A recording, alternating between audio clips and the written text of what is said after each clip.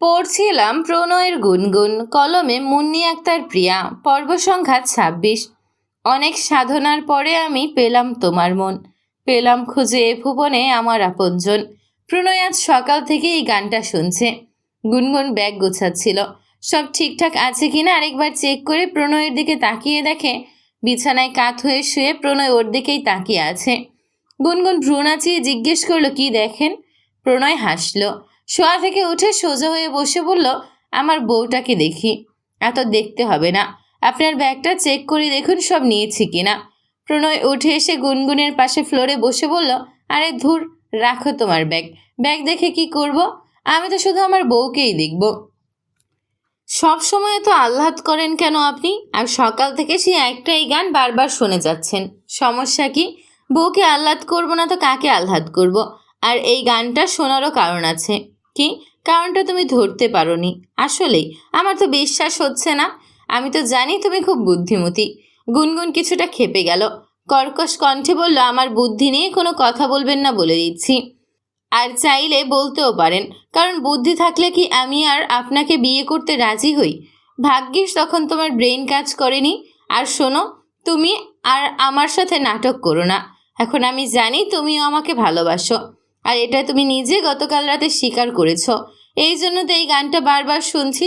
অনেক সাধনার পর পেলাম তোমার মন, তোমার মন পেয়েছি আমি, সাথে অবশ্য আরও অনেক কিছু পেয়েছি। বলছিলাম যে আমি আরেকটা বার একটু আদর।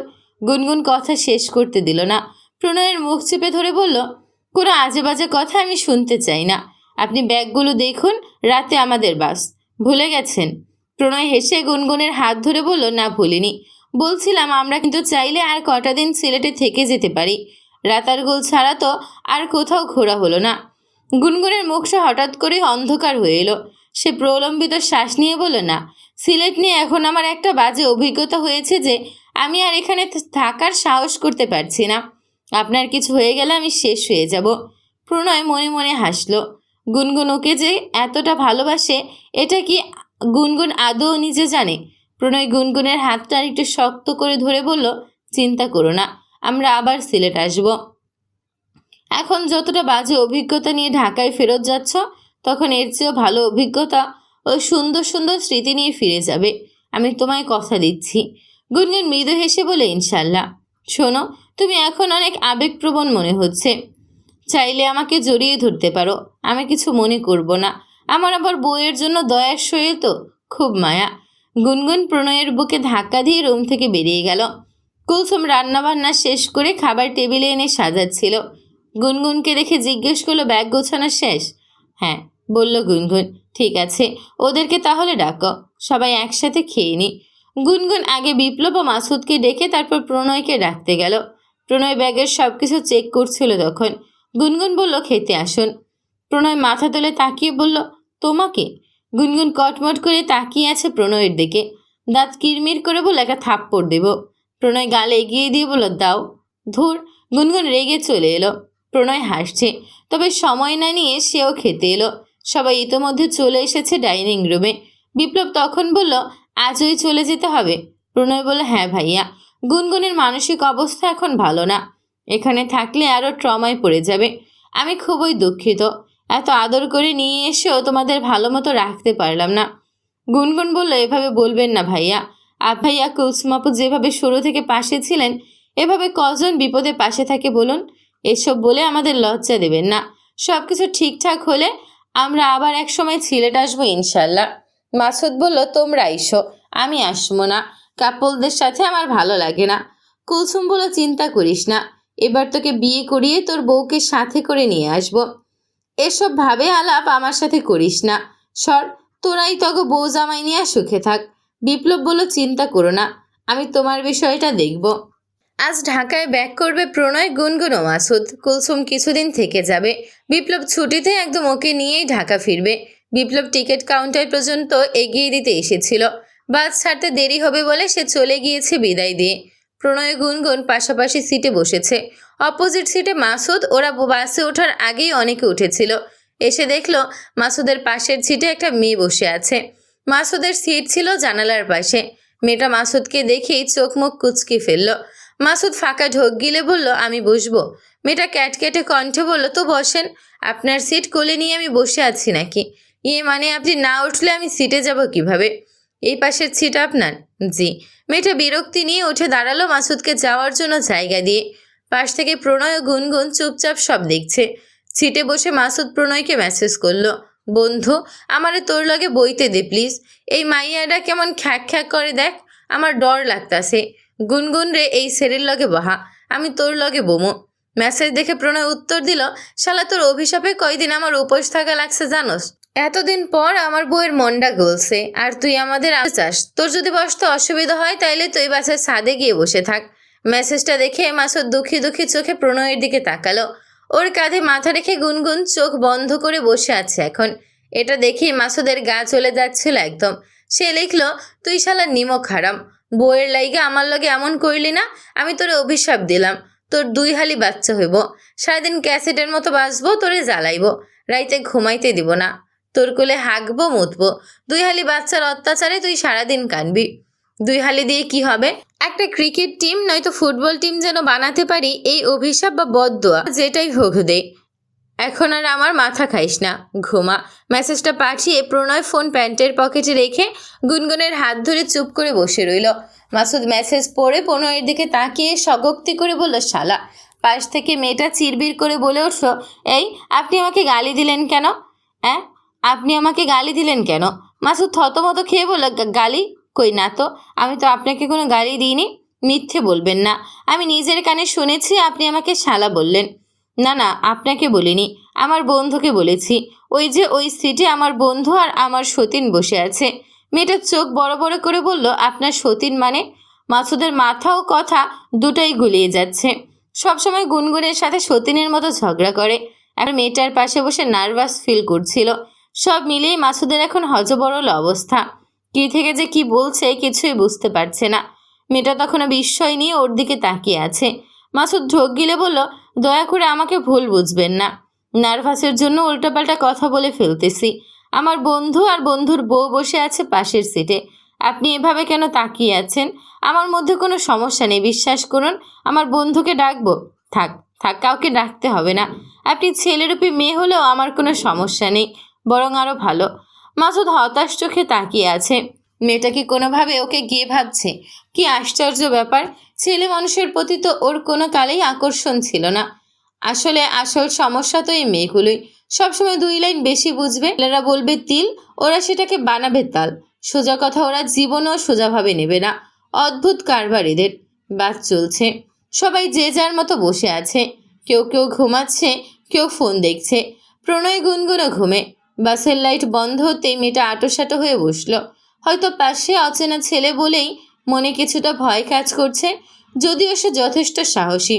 শুধু সমস্যা একটাই যে রাতে সে ঘুমোতে পারবে না। পাশে যদি কোনো মহিলা বসতো তাহলে আরামসে ঘুমিয়ে যেতে পারত, কিন্তু ভাগ্য খারাপ হলে যা হয় আর কি।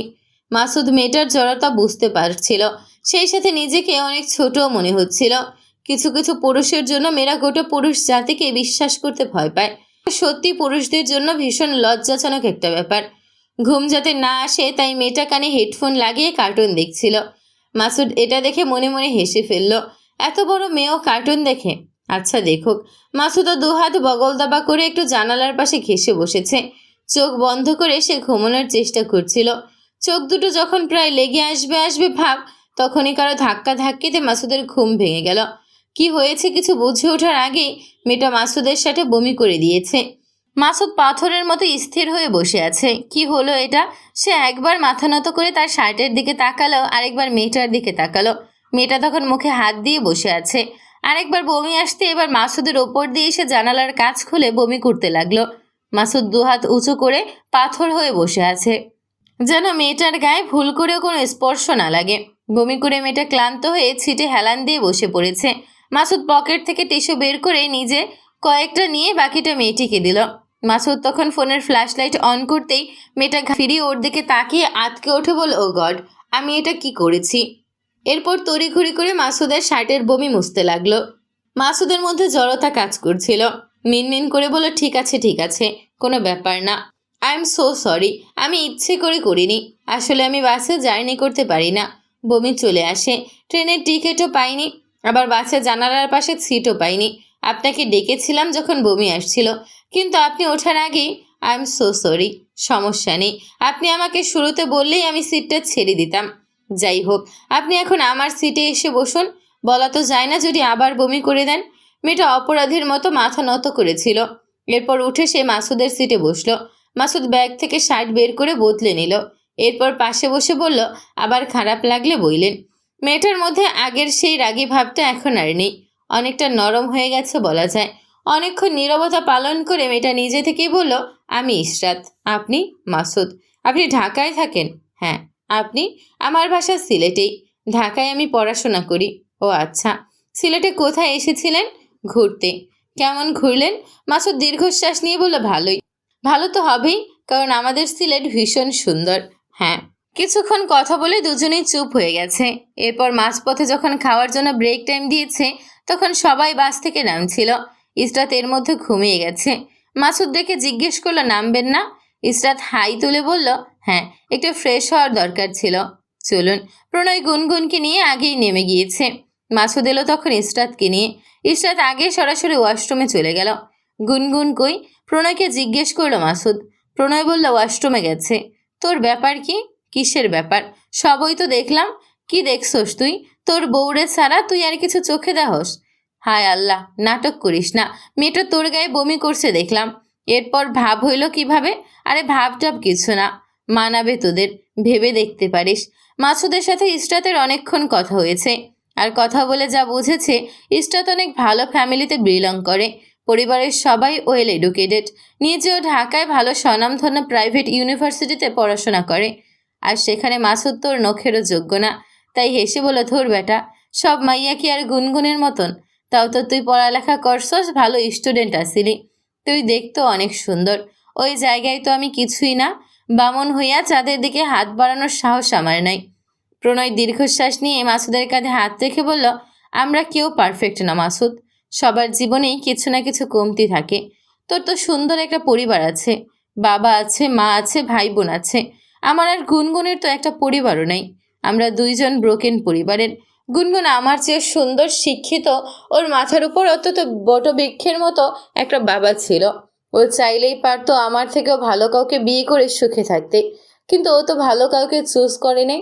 আমার মতো বখাটে বাজে একটা ছেলেকে বিয়ে করেছে, তাও আবার ভালো না বেশি।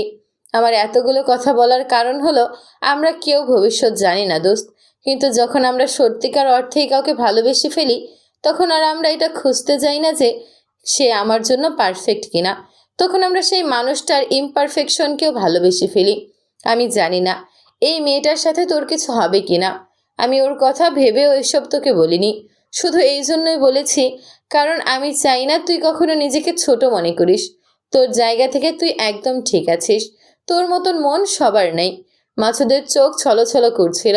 কান্না এড়িয়ে যেতে প্রণয়কে জড়িয়ে ধরে বলল, সরসালা, আমার আর ইমোশনাল কইরা দিস না। ওয়াশরুমে মোটামুটি বেশি ভিড়।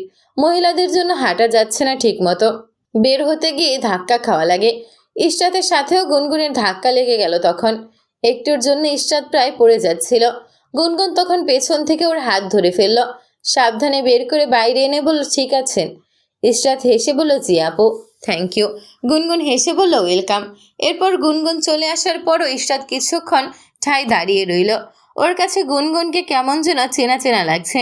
মনে করতে পারছে না বলে আর মাথা ঘামালো না। আশেপাশে তাকিয়ে মাসুদকে খুঁজতে লাগলো। মাসুদ, প্রণয় ও গুনগুন একটা টেবিলে বসেছিল তখন। ইশরাতকে দেখে হাত উঁচু করে নাম ধরে ডাকলো মাসুদ। ইশরাত দেখতে পেয়ে এগিয়ে গেল। কাছে গিয়ে চেয়ার টেনে বসার সময় গুনগুনকে দেখে বলল, আরে আপনি? গুনগুনও বলল, আপনি? মাসুদ বলল, তোমরা দুজন দুজনকে চেনো নাকি? ইশরাত বলল, ওয়াশরুম থেকে বের হওয়ার সময় ধাক্কা লেগে আমি পড়ে যাচ্ছিলাম, তখন আপু আমায় ধরে নিয়ে এসেছে। ও আচ্ছা, ওদের কথাই তখন আপনাকে বলছিলাম। ও হচ্ছে আমার বন্ধু প্রণয়, আর ও হলো প্রণয়ের ওয়াইফ গুনগুন। ইশরাত নাম শুনে প্রণয় ও গুনগুনের দিকে তাকিয়ে উঠে বলল, হায় আল্লাহ, এই জন্যই তো বলি আপুকে এমন চেনা চেনা লাগছিল কেন। নাম শুনে আর ভাইয়াকে দেখার পর এখন চিনতে পারলাম। সিলেটে যে রিসেন্ট একটা ঝামেলা হলো, আপনারাই তো ছিলেন। গুনগুন হাসার চেষ্টা করে বলল, হুম। ইশরাত উচ্ছ্বাসিত হয়ে বলল, ভাইয়া, আপনি একদম ঠিক করেছেন। ওই ভিডিও দেখার পর তো আমাদের বাসার সবার মেজাজ খারাপ হয়ে গেছিল জানেন না। এসব জানোয়ারদের জন্য কোথাও মেয়েদের শান্তি নেই। আব্বু আম্মু সবাই আপনার খুব প্রশংসা করেছিল জানেন। আমার এক ফ্রেন্ড তো আপনি বলতে অজ্ঞান একদম, আর শুধু আফসোস করে যে আপনি কেন বিবাহিত হলেন।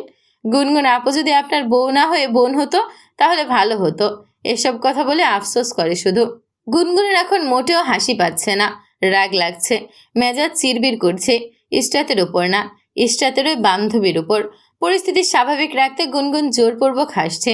ও যে ভেতরে ভেতরে চলছে এটা খুব ভালো করেই বুঝতে পারছে প্রণয়, এজন্য মনে মনে হাসছেও সে। খাওয়া দাওয়া শেষ করে গুনগুন প্রণয়কে বলল, ওরা এখানে বসুক, চলুন আমরা চা নিয়ে আসি। প্রণয় বলল, তুমিও বসো, আমি চা নিয়ে আসছি। না, আমি যাব আপনার সাথে, অন্য কিছু খাবারও নেব। আচ্ছা চলো। গুনগুন ওঠার সময় ইশরাতকে জিজ্ঞেস করলো, তুমি আর কিছু খাবে? ইশরাত হেসে জবাব দিল, না আপু, ঠিক আছে, বসো তাহলে, বলে গুনগুন ও প্রণয় চলে যাচ্ছিল। মাসুদ তখন পেছন থেকে বলল, আমারে জিগাইলা না কেন? গুনগুন ঘাড় ফিরিয়ে বলল, আমি তো জানি আপনি কি খাবেন, আপনি খাবেন সিঙ্গা, তবে আমি তো এটা এখন অ্যালাউ করব না, তাই জিজ্ঞেস করারও প্রয়োজন মনে করিনি। এরপর ওরা চলে যাওয়ার পর ইশরাত মাসুদকে জিজ্ঞেস করলো, সিঙ্গা কি? মাসুদ পানি পান করে বলল, সিগারেট। আপনি সিগারেট খান? ইশরাত এতটা বিস্মিত হয়ে প্রশ্নটি করল যে আর একটুর জন্য মাসুদের নাক মুখ দিয়ে পানি বেরিয়ে যায়নি। সে গ্লাসটা টেবিলের উপর রেখে ঢোক গিলে বলল, একটু একটু খাই আর কি, খাওয়া উচিত না। মাসুদ কি বলবে বুঝতে পারছে না কিছু। ইশরাত বুঝতে পারছে যে মাসুদ বিব্রত বোধ করছে, তাই পরিস্থিতি স্বাভাবিক করতে জিজ্ঞেস করলো, আপনি আর আপু সবসময় কেমন ঝগড়া করেন? খাওয়ার সময়ও কতবার কথা কাটাকাটি হলো দুজনের। ওর কথার ধরন দেখছেন, এমনি এমনি কি আর ওরে সতীন বলি? আমার বন্ধুকে আমার কাছ থেকে কেড়ে নিয়েছে। ইশরাত হাসতে হাসতে বলল, বন্ধুর জন্য কেউ এতটা পাগল হয় জানতাম না। মাসুদ তীক্ষ্ণ দৃষ্টিতে ইশরাতের হাসি দেখছিল। ইশরাত হাসি থামিয়ে বলল, বাই দা ওয়ে, আপনি তো আমার সাথে খুব সুন্দর করে শুদ্ধ ভাষায় কথা বলেন, ভাইয়া আর আপুর সাথে ওরকম অশুদ্ধ ভাষায় কথা বলেন কেন? মাসুদ মাথা চুলকে বলে, জানি না, আপনার সাথে কথা বলার সময় শুদ্ধ ভাষা চলে আসে কেন জানি। ইশরাত হেসে বলে, এনিওয়ে, আপনার অশুদ্ধ ভাষায় বলা কথাগুলো সুন্দর লাগে। হোটেলের বাইরে এসে প্রণয় দোকানে যাচ্ছিল। গুনগুন তখন ওর হাত ধরে টেনে একটা বাসের আড়ালে নিয়ে গেল। জায়গাটা মোটামুটি অন্ধকার। প্রণয় ঘাবড়ে গিয়ে জিজ্ঞেস করলো, এখানে নিয়ে এলে কেন? ধীরে ধীরে গুনগুন এক পা করে আগাচ্ছিল, আর প্রণয় তখন এক পা করে পেছাচ্ছিল। হঠাৎ করে গুনগুনকে ওর ভয় লাগছে। প্রণয় পেছাতে পেছাতে বলল, তুমি কি এখানে আমাকে মারতে নিয়ে এসেছো? গুনগুন এবার এগিয়ে গিয়ে প্রণয়ের শার্টের কলার চেপে ধরল। প্রণয়কে বাছের সাথে চেপে ধরে বলল, এই শালা। ইশরাতের কথা শুনে তখন খুব মজা লাগছিল তাই না? প্রণয় বিস্ময়ে মুখে হাত দিয়ে বলল, হায় আল্লাহ, এ কি ভাষা! তুমি আমাকে শালা বললে? এই হারামজাদা মাসুদ আমার বউকে নষ্ট করে ফেলেছে, এর থেকে তুমি এসব গালি শিখেছো তাই না? গালি? শালা কোনো গালি হলো? গালিতে আমার পিএইচডি করা আছে, শুধু মুখ দিয়ে বের হয় না, এটাই যা সমস্যা। প্রয়োজন হলে গালি মুখ থেকে বের করব, কিন্তু আমি কি করেছি? আমার ওপর তুমি এমন ক্ষেপে আছো কেন? ইশরাত যখন বলল ওর বান্ধবী আপনার জন্য পাগল হয়ে গেছে এবং আফসোস করতেছিল আমি যদি আপনার বউ না হয়ে বোন হতাম তাহলে খুব ভালো হতো, তখন এরকম দাঁত বের করে হাসতেছিলেন কেন? খুব আনন্দ লাগছিল তাই না? ফেসবুকে মেয়েরা আপনাকে নিয়ে পোস্ট শেয়ার দিচ্ছে, এসব দেখে আপনি তো এখন আকাশে উঠতেছেন। প্রণয় হেসে গুনগুনের হাত থেকে শার্টের কলার ছাড়িয়ে নিল। এরপর হাত ধরে বলল, আমার কি এত কিছু দেখার সময় আছে নাকি? আমি আমার বউকে দেখেই কুল পাই না। তাছাড়া আমি তখন হাসছিলাম তোমাকে জেলাস হতে দেখে। যাই বলো না কেন, তুমি রাগ করলে যতটা না সুন্দর লাগে তার চেয়ে বেশি সুন্দর লাগে যখন তুমি আমাকে নিয়ে জেলাস হও। কি যে শান্তি লাগে আমার! তোমার ওই জেলাসিতে আমি ভালোবাসা খুঁজে পাই, আমাকে খুঁজে পাই। গুনগুন হাত ছাড়িয়ে নিয়ে বলে, ধুর, ফালতু একটা। এরপর ও চলে যাচ্ছিল। প্রণয় তখন পাশাপাশি হাঁটতে হাঁটতে গুনগুনকে শুনিয়ে গুনগুন করে গাইছিল, আহামরি সুন্দরী ডার্লিং ভেরি সরি, কি যে করি মন মানে না, দোহাই তুমি রাগ করো না। গান শুনে গুনগুন হেসে ফেলল। হাসতে হাসতে বলল, আচ্ছা, আপনি এরকম বেসুরা কণ্ঠ নিয়েও গান গাওয়ার কনফিডেন্স পান কোথায়? বইয়ের সামনে আর সুরেলা বেসুরা কণ্ঠ আছে নাকি? এটা তো আমার হিডেন ট্যালেন্ট, শুধু তুমি জানো। গুনগুন থেমে গেল। দুহাত সামনে জড়ো করে বলল, দয়া করে আপনার হিডেন ট্যালেন্ট হিডেনই রাখুন প্লিজ। প্রণয় হেসে সুর দিয়ে বলল, sorry my pretty little baby. গুনগুন দীর্ঘশ্বাস নিয়ে রাগ দেখিয়ে বাসের দিকে হাঁটা ধরল। উল্টো ফিরেই মুচকি হাসল সে, যা প্রণয় একটুও টের পেল না। গুনগুন চলে যাওয়ার পর প্রণয় দোকানে গিয়ে চা নিল আগে। এরপর মাসুদ ও ইস্টাদকে নিয়ে বাসে এলো। প্রণয় এসে সিটে বসার পর গুনগুন ব্যাগ থেকে গাঢ় লাল রঙের লিপস্টিক বের করে ঠোঁটে দিচ্ছিল। প্রণয় জিজ্ঞেস করলো, এই রাত বিরেতে হঠাৎ লিপস্টিক দিচ্ছ কেন? এখন আমাকে একদম সিরিয়াস করবে না, এটা পাবলিক প্লেস, বেডরুম না। গুনগুন চোখ গরম করে তাকালো, কিছু বলল না। লিপস্টিক ব্যাগে রেখে প্রণয়ের কাছে এগিয়ে এলো। প্রণয়ের সাদা শার্টে বুকের কাছটায় চুমু দিয়ে লিপস্টিকের দাগ বসিয়ে দিয়ে চোখ পিটপিট করে একটা হাসি দিল। প্রণয় হকচকিয়ে বলল, এটা কি করলে? গুনগুন চোখ পিটপিট করে বলল, সিল মেরে দিলাম, কেউ যেন আর আপনার দিকে নজর দিতে না পারে। আপনি শুধু আমার। মানুষ দেখলে কি ভাববে? কি আর ভাববে? এটাই ভাববে যে এই চিকনা আমার। প্রণয় মাথা নত করে হাসছে। এরপর গুনগুনের দিকে তাকিয়ে দুষ্ট হাসি দিয়ে বলল, তাহলে ঠোঁটও একটা দাও।